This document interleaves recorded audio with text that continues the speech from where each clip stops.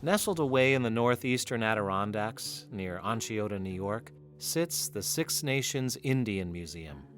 This modest, rough-hewn structure was conceived and established in 1954 by educator, orator, and visionary Ray Fadden. One of the greatest, deepest loves that my father had was toward the natural world. I mean, he loved the forest and the streams and the rivers and the lakes and so forth.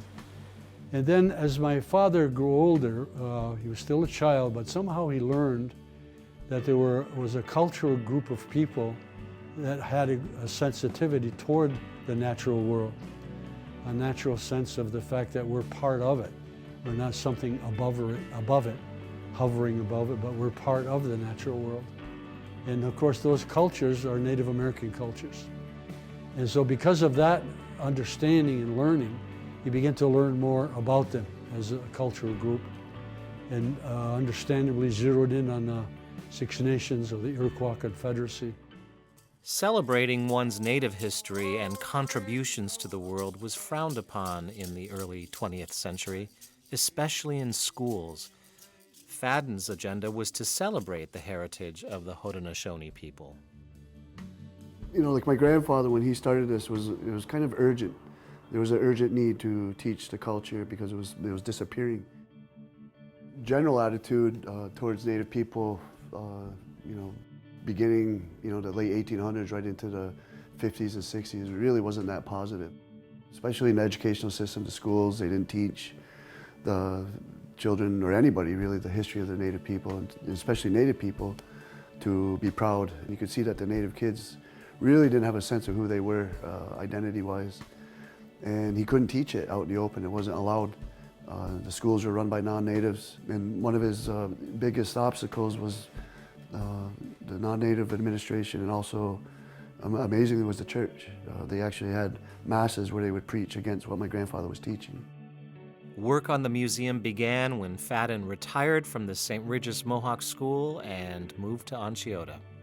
And my father, as long as I can remember, always had this idea of having a museum, a place like this. And so that was always his dream, to do this.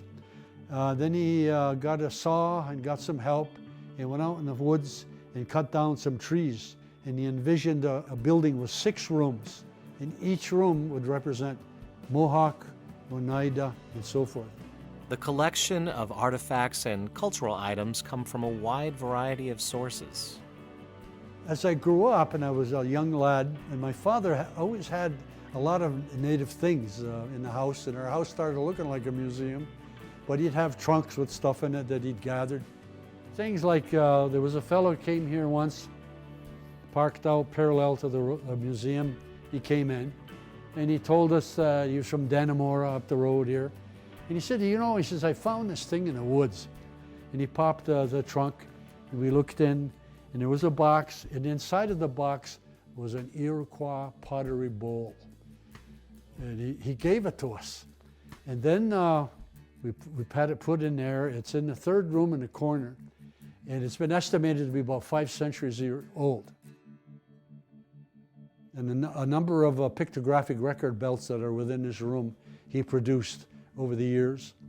And the most outstanding one, although they're all quite beautiful and effective, is this long belt that's 75 feet long that goes around the room. And that tells the epic story and pictograph symbolism of when the Iroquois Confederacy was formed. Ray Fadden passed on to Galuhiaga in 2008 at the age of 98, but his museum lives on, and so does his rich legacy.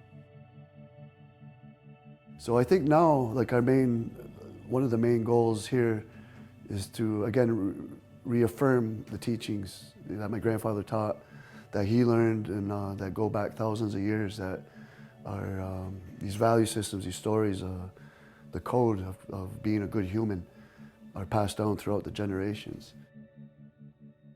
What I try to do when I see young Mohawk kids or young Native kids is to remind them that they're living during a good time. They're able to learn the language, they're able to learn the stories out in the open. They're able to wear the traditional outfits, you know, hold their heads up high. And so it's a responsibility to them to keep it going, to learn the language, to keep the stories going. We're all here, we have things, we have a past, but we also have a present and we have a future.